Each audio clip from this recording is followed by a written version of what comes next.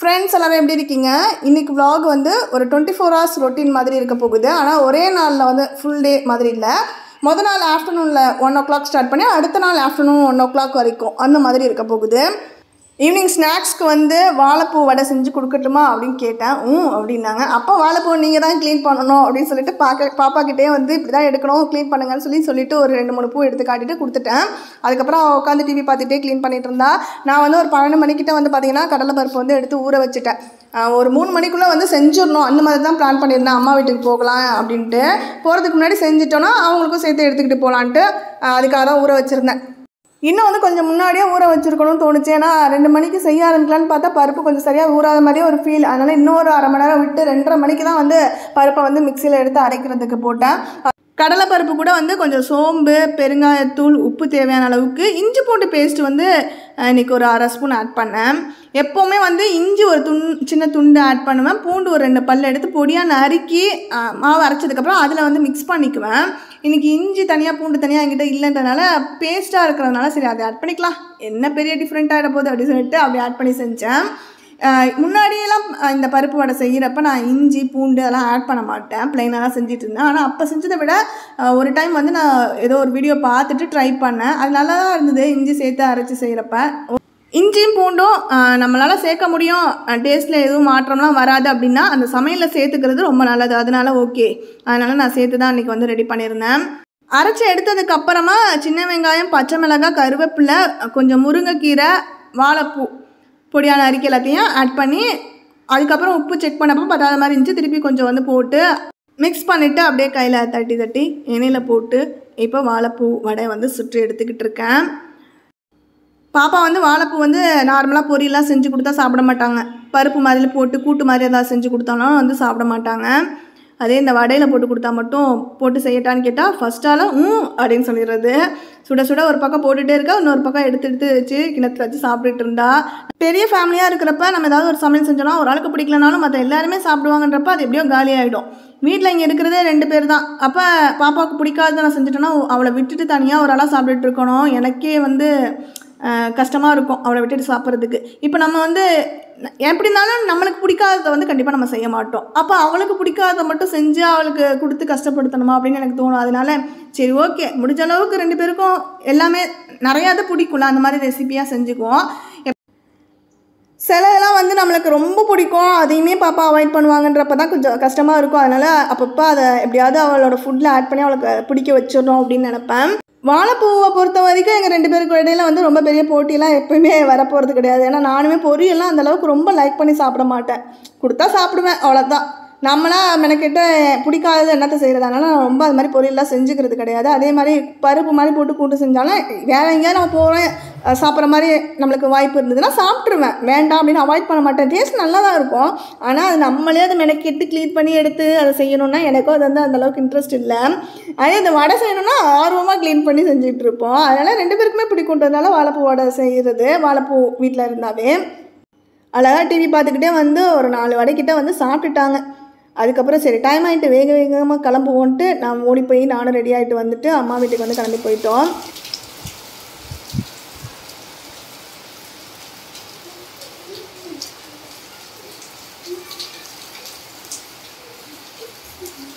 ஆறு மணிக்கு மேலே தான் அங்கேருந்து வந்தோம். அதுக்கப்புறம் எனக்கு வந்து அங்கேயும் கொஞ்சம் ஸ்நாக்ஸ்லாம் சாப்பிட்டதுனால வயிறு ஃபுல்லாக இருக்கிற மாதிரி இருந்துச்சு.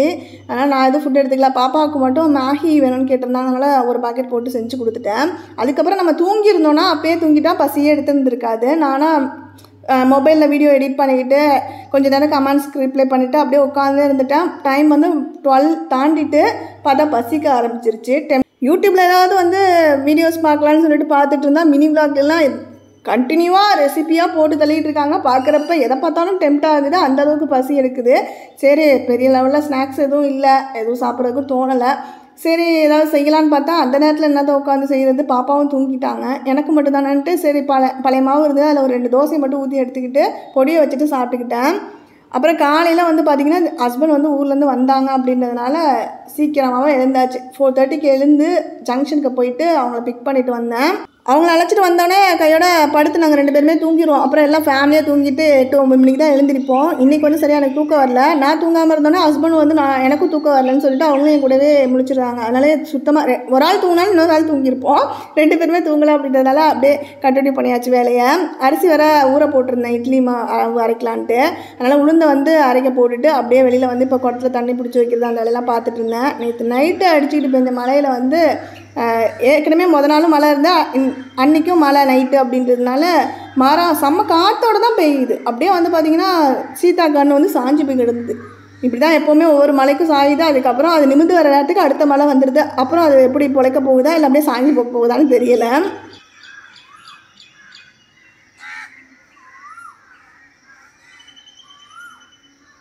எங்கள் வீட்டில் ஒவ்வொருத்தவங்களும் ஒவ்வொரு விதம். இப்போ எனக்கு காஃபி பிடிக்கும், ஹஸ்பண்டுக்கு டீ பிடிக்கும், பாப்பா வந்து பால் தான் விரும்புவாங்க. எப்போயாவது தான் காஃபி டீ கேட்பா. அது மாதிரி ஆளுக்கு ஒன்று அப்படின்றப்ப எப்படி இருந்தாலும் பால் காய்ச்ச போகிறோம். அதனால் பிரச்சனை இல்லை, பாப்பாவுக்கு பால் எடுத்து வச்சுருவேன். எங்கள் 2 பேரில் யாராவது ஒரு ஆள் கண்டிப்பாக காம்ப்ரமைஸ் பண்ணி ஆகணும். மேக்ஸிமம் வந்து ஹஸ்பண்ட் தான் காம்ப்ரமைஸ் பண்ணுற மாதிரி இருக்கும். ஏன்னா நான் காஃபி போட்டுருவேன், அவங்கள்ட்ட கேட்க மாட்டேன். ஏன்னா டீ காஃபிலாம் அந்தளவுக்கு லைக் பண்ண மாட்டாங்க, எப்போயே தான் கேட்பாங்க. அப்புறம் நம்மளாம் கேட்டோன்னா சில நேரம் போட சொல்லுவாங்க. இன்றைக்கி வந்து டீ போட்டுட்டா அப்படின்னு கேட்டேன். நான் காஃபி போடுற ஐடியாவில் தான் பால் அடுப்பில் வச்சேன், ஆனால் டீ போடுன்ட்டாங்க. சரி, இன்றைக்கி ஒரு நாளாக தான் அவங்களுக்கு காலையிலே டீ போட்டு கொடுப்போம், அவங்களுக்கு பிடிச்ச மாதிரி குடிக்கட்டும், நம்மளும் சேர்ந்து குடிப்போன்ட்டு டீ தான் வந்து போட்டேன். டீ போட்டுட்டு அவங்களுக்கு வந்து எப்போவுமே குட் டே பிஸ்கட்டு, எனக்கு அப்படியே ஆப்போசிட் 50-50 பிஸ்கட்டு.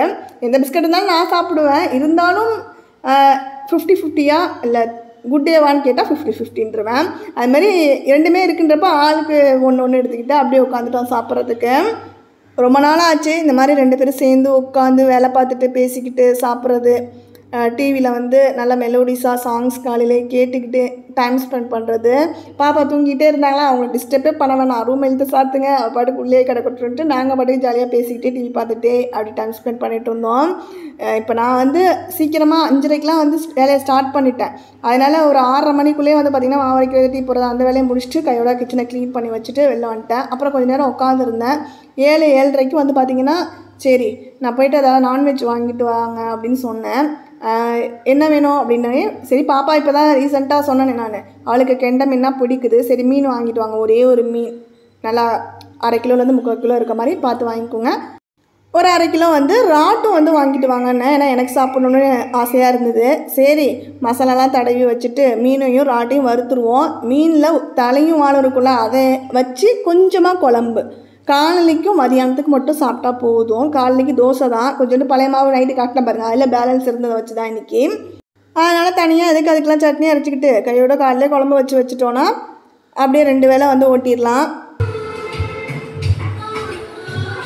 கரெக்டாக மழை வரப்போகுதுன்னு சொல்லிட்டு நான் வேகமாக வந்து சுற்றி வீட்டை சுற்றி க்ளீன் பண்ணி கூட்டிலாம் வச்சுருந்தேன்னா, அதனால் எதுவுமே டஸ்ட் இல்லை. கண்டினியூவாக 2 நாள் மழை நல்லா அடிச்சுட்டு ஊற்றுனுச்சு அப்படின்றதுனால சுற்றி வீட்டு சிமெண்ட்லலாம் எதுவுமே டஸ்ட் இல்லை. எல்லாத்தையும் அடித்து க்ளீன் பண்ண மாதிரி க்ளீன் பண்ணி விட்டு போயிட்டு, அதனால் வீடு கூட்டுற வேலை மிச்சம், வெளியிலலாம் கூட்டுற வேலை இல்லை, வீட்டுக்குள்ளே மட்டும்தான்.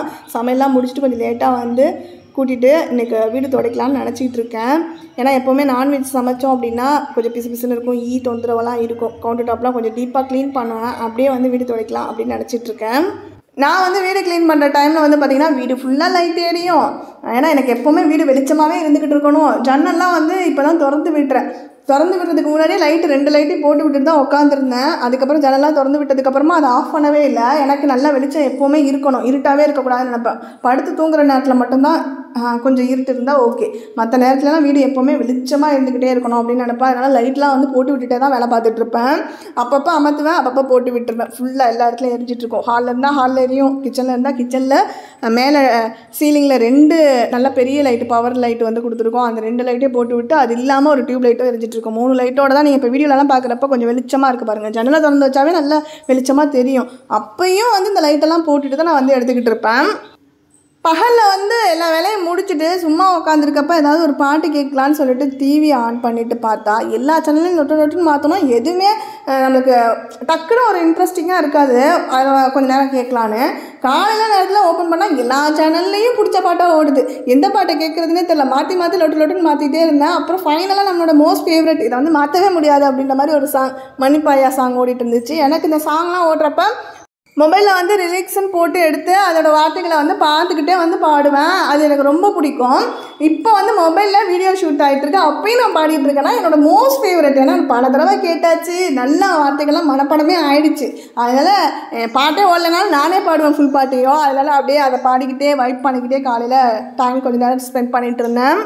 அப்புறம் ஹஸ்பண்ட் வந்து நான்வெஜ் வாங்க கிளம்பிட்டாங்க. சரி, அவங்க வரதுக்குள்ளே நம்ம எப்பவும் போல் வெங்காயத்தை வெட்டுறது, தக்காளி வெட்டுறது, அந்த வேலையெல்லாம் பார்க்க ஆரம்பிச்சிடுவோன்னு சின்ன வெங்காயத்தை வந்து உரிச்சிக்கிட்டே பாட்டு கேட்டுகிட்டே அப்படியே வேலை பார்த்துட்டு இருந்தேன்.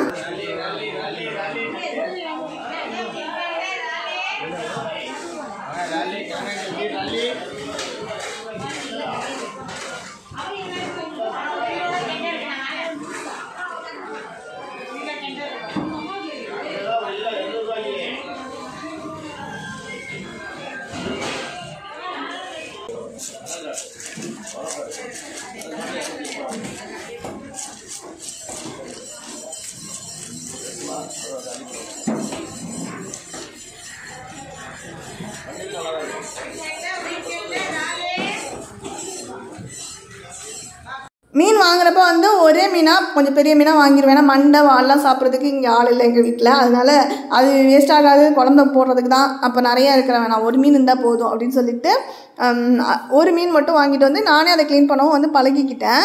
இப்போ இது வந்து உயிர் மீனாக இருக்கின்றப்ப அதை எப்படி அடித்து கொண்டு அதுக்கப்புறம் அதை க்ளீன் பண்ணுறதுன்னு எனக்கு தெரியல. அதனால் அது மேலே நான் மீன் மட்டும் க்ளீன் பண்ணிட்டுருங்கன்ட்டேன். அதனால் அதை கட் பண்ணி வாங்கிட்டாங்க. இறால் மட்டும் முழுசாக அப்படியே எடுத்துகிட்டு வந்துட்டாங்க. இறால் நம்ம க்ளீன் பண்ணி பழக்கம் தானே, ரெகுலராகவே இறால் வாங்கினா நம்ம தான் க்ளீன் பண்ணுறது. போன வாட்டி நான் வந்து க்ளீன் பண்ணுவேன்றதே ஹஸ்பண்ட் மறந்துட்டாங்களாம், அவங்களே க்ளீன் பண்ணி கொடுக்குறேன்னு. ஆனால் அவங்க கடையில் அங்கே க்ளீன் பண்ணி கொடுக்குறவங்க சும்மா தான் அது மேலே இருக்க தோலை உரிச்சு போட்டுட்டு கொடுப்பாங்க. அதுலேயும் பாதி ஒட்டியும் ஒட்டாமையும் இருக்கும்.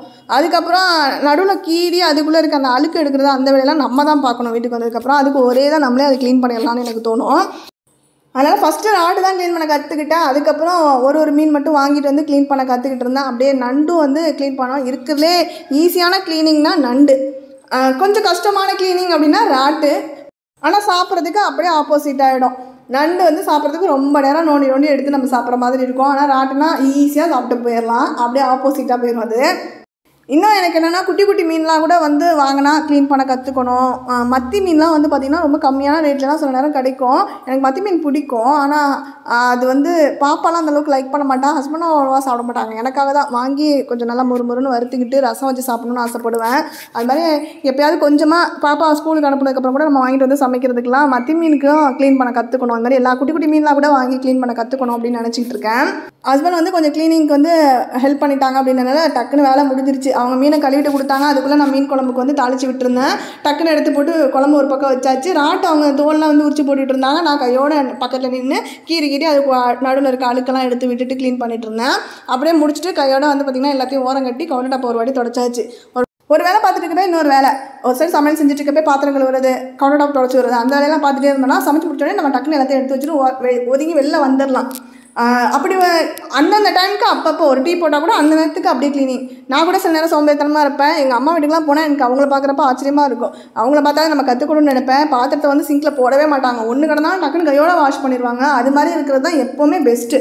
அப்படி இருந்துச்சுன்னா நம்மளுக்கு வந்து வேலை பலு வந்து சேர்ந்துக்கிட்டே போகாது. அந்தந்த நேரத்தில் டக்குன்னு கழுவுனமா வச்சுட்டோமா அது பெரிய விஷயமா தெரியாது. அப்படி தான் நானும் வந்து ஃபாலோ பண்ணணும்னு சொல்லிட்டு முடிஞ்ச அளவுக்கு ஃபாலோ பண்ணுவேன். சில நேரம் சோம்பேறித்தனமாக இருக்கப்போ அப்படி நானும் தான் போட்டு வைப்பேன். அப்படி போட்டு வச்சாலும் ஒரு நாளைக்கு ஒரு வாட்டினாலும் full deep clean counter top பண்ணிட்டோன்னா அடுத்த நாள் வேலை பார்க்குறதுக்கு நமக்கு ஈஸியாக இருக்கும். கடைசி மாவு தான் இருந்தாலும் ரொம்பலாம் புளிப்பு ஏறலை. இருந்தாலும் வெங்காய தோசை சுடலான்னு ஒரு ஆசை. பாப்பா வந்து ஏதாவது போட்டால் சாப்பிட மாட்டாங்க. அதனால் அவளுக்கு தனியாக ஒரு 2 தோசை எடுத்து வச்சுட்டு அதுக்கப்புறம் இருந்த மாவில் வந்து அடை மாதிரி செய்யலான்ட்டு நம்ம வடை செய்கிறதுக்கு வந்து முருங்கைப்பூ வாழைப்பூலாம் கட் பண்ணி வச்சுருந்தாலும் அதில் கொஞ்சம் எக்ஸ்ட்ரா இருந்துச்சு. அதை நான் எடுத்து வச்சுருந்தேன் டிஃபன் பாக்ஸில் போட்டு ஃப்ரிட்ஜில். அதில் வெங்காயம், பச்சை மிளகாய், கருவேப்பிலை எல்லாம் நம்ம ஒன்றா கட் பண்ணி எல்லாம் ஒன்றா மிக்ஸ் பண்ணிட்டு தான் சேர்த்தோம். அதனால் எல்லாம் ஒன்றா சேர்ந்து தான் இருந்துச்சு. இப்போ ஒரு பச்சை மிளகாய் மட்டும் இல்லாத மாதிரி இருந்துச்சு இப்படி கிளறி பார்த்தப்ப. அதனால் எக்ஸ்ட்ரா ஒரு 2 பச்சை மிளகாய் மட்டும் கட் பண்ணி போட்டு அதையும் வந்து அந்த மாவில் வந்து மிக்ஸ் பண்ணிட்டேன். அது மாதிரி போட்டு தோசை தான் ஃபஸ்ட் டைம் நான் வாழைப்பூலாம் போட்டு தோசை செய்கிறது. அதனால் எங்கே வாழைப்பூ உள்ளே இருக்கிறது வேகமாக வேகாதான்னு தெரியல. அதனால் ஸ்லோ ஃப்ளேம்லேயே மீடியமாக வச்சு அப்படியே பொறுமையாக 2 சைடு திருப்பி விட்டு குக் பண்ணி எடுத்துகிட்டு சாப்பிட்டோம். மார்க்கெட் போயிருந்தப்போ கொஞ்சம் வெங்காயம், தக்காளி, பச்சை மிளகாய், இஞ்சி, பூண்டு அதை மட்டும் வாங்கிட்டு வந்திருந்தாங்க. அதை மட்டும் அப்படியே கொஞ்சம் க்ளீன் பண்ணி கையோடு எடுத்து வச்சுட்டேன். மொத்தமாக ஒரே நாள்லேயே எல்லா வெஜிடபிள்ஸும் இப்போ வாங்குறதில்ல. அப்பப்போ நான் மார்க்கெட் போகிறப்ப எது தேவையோ அதை மட்டும் பார்த்து வாங்கிக்கிறேன். அப்படி வாங்கிட்டு க்ளீன் பண்ணால் எல்லாத்தையும் மொத்தமாக ஒரே நாளில் போட்டு க்ளீன் பண்ணி அதை வேறு ஃப்ரிட்ஜில் ஸ்டோர் பண்ணிவிட்டு அந்த வேலை மிச்சமாகுது. அதனால் அப்பப்போ தேவையான காய்கறி வாங்கிட்டு வந்து கையோட க்ளீன் பண்ணி உள்ளே வச்சுட்டு அடுத்த நாள் அதை சமைக்கிறோமா, அப்போ வெளியில் போகிறப்ப டக்குனு ஏதாவது வாங்கணும்னா வாங்கிட்டு வந்துடுது. அப்படி தான் வந்து மாற்றி மேனேஜ் பண்ணிக்கிறேன். லாஸ்ட் மந்த் வந்து ஊக்கி பிராண்ட்லேருந்து க்ளீனிங் லிக்விட்லாம் வாங்கியிருந்தேன். அப்பயே சொல்லியிருந்தேன் நான் வந்து எப்படி தான் இந்த பாட்டிலாம் ஒரு மாதத்துக்குள்ளே காலி பண்ணிடுவேன். ஏதாவது புதுசாக ஒரு லிக்விட் வாங்கி அது நல்லா ஒர்க் அவுட் ஆகிடுச்சுன்னா அதுக்கப்புறம் ரெகுலராக போட்டு க்ளீன் பண்ணுறதுக்கு எல்லாத்தையும் யூஸ் பண்ணி காலி பண்ணிடுவேன். அது மாதிரி தான் இதையும் காலி பண்ணிட்டேன். இப்போ இதில் ஸ்ப்ரே பாட்டில் வந்து ஒன்றில் வந்து விம் லிக்விடை தலையில் மிக்ஸ் பண்ணி கவுண்டர் டாப்பில் உடைக்கிறதுக்காக வச்சுருந்தேன். இன்னொன்றில் வந்து ரஃப் கிளீனிங் லிக்விட் வந்து பாத்ரூம் டைல்ஸில் க்ளீன் பண்ணுறதுக்கு இருக்கும்ல, அது வந்து நான் ரெண்ட் ஹவுஸில் இருக்கப்போ வாங்கி க்ளீன் பண்ணுறதுக்கு வாங்கினது. அப்போ அது வாங்கி ஒர்க் அவுட் ஆகலை. அப்போ ஒருத்தவங்க சொன்னாங்க இது பிராண்ட் வந்து சில நேரம் வந்து டூப்ளிகேட் வந்து சேல் பண்ணுறாங்க, அதனால பார்த்து வாங்குங்கன்னு. அதனால் நான் சரி அகெயின் வேறு செல்லர்கிட்ட ட்ரை பண்ணலான்ட்டு வாங்கி பார்த்தேன். ஆனால் இதுவுமே எனக்கு ஒர்க் அவுட் ஆகலை. ஆனால் அது வாங்கிட்டோம், வேஸ்ட் ஆக்க முடியாதுல்ல, அதனால் இது வந்து வேறு எதுக்காக க்ளீன் பண்ண முடியுதான்னு இப்படி பார்த்துட்டே வந்தப்போ வந்து பார்த்திங்கன்னா இந்த சிங்க்கு க்ளீன் பண்ணுறதுக்கு நல்லா இருந்தது. ஒரு வாட்டி லைட்டாக கொஞ்சமாக ஒரு வாரத்தில் ஊற்றி பார்த்தேன். ஏன்னா சில நேரம் இந்த மாதிரி ஏதாவது லிக்விட் மாற்றி நம்ம ஊற்றுறப்ப டக்குன்னு ஏதாவது ஸ்டெயின் வந்துடும், அந்த மாதிரி ஆகிடக்கூடாதுல. அதனால் பார்த்து ஊற்றி பார்த்தேன், எதுவும் ஆகலை. அதுக்கப்புறம் இந்த குவாட்ஸ் சிங்க் வந்து க்ளீன் பண்ணுறதுக்கு நான் அந்த ரஃப் கிளீனர் வந்து யூஸ் பண்ணிக்கலான்ட்டு அதுதான் வந்து அந்த ஸ்ப்ரே பாட்டிலில் ஊற்றி வச்சு ஸ்ப்ரே பண்ணி க்ளீன் பண்ணுறேன். நான்வெஜ் க்ளீன் பண்ணதுனால எப்போவுமே சமையல்லாம் முடிச்சுட்டு கடைசியாக டீப் க்ளீன் பண்ணுவோம். இன்றைக்கி காலையில் நம்ம வேலையை முடிச்சிட்டோம். இதுக்கப்புறம் மதியானம் வந்து எப்போ வந்து நம்ம வறுக்கிறோன்னு தெரியாது. அதனால் இப்போயே டீப் க்ளீன் பண்ணலான்னு கவுண்டர் டாப்லாம் வந்து ஃபுல்லாக தொடச்சி விட்டேன்னா, இல்லைன்னா வந்து அப்படியே முக்கிய ஆரம்பிச்சிடும். எறும்பு ஏதாவது சிந்திருந்தாலும் ரவுண்ட் அடிக்க ஆரம்பிச்சிடும். அதனால் ஃபுல் டீப் க்ளீன் பண்ணி விட்டாச்சு. லஞ்சுக்கு வந்து ஒரு 4 மீன் மட்டும் வறுத்துக்கிட்டு இறால் வந்து ஃபுல்லாக க்ளீன் பண்ணி நம்ம மசாலா தடவி வச்சுருந்து அப்படியே மொத்தமாக வந்து வறுத்துட போகிறேன். இது ஒரு இன்றைக்கி எடுத்துக்கிட்டு இன்னும் கொஞ்சம் மீன் மட்டும் மசாலா தடவி ஃப்ரிட்ஜில் இருக்குது. அதை நாளைக்கு வந்து வறுத்துக்கலாம், இல்லைனா நைட்டுக்கு செஞ்சுக்கலான்ட்டு பிளான் பண்ணியிருக்கேன். வயிறு முட்டை ஃபுல்லாக சாப்பிட்டுட்டா அப்புறம் என்ன தூங்க வேண்டியதானே, போய் படுத்து தூங்கிட்டு இதுக்கப்புறம் நாளைக்கு தான் vlog கண்டினியூ பண்ண போகிறேன். Bye, take care friends.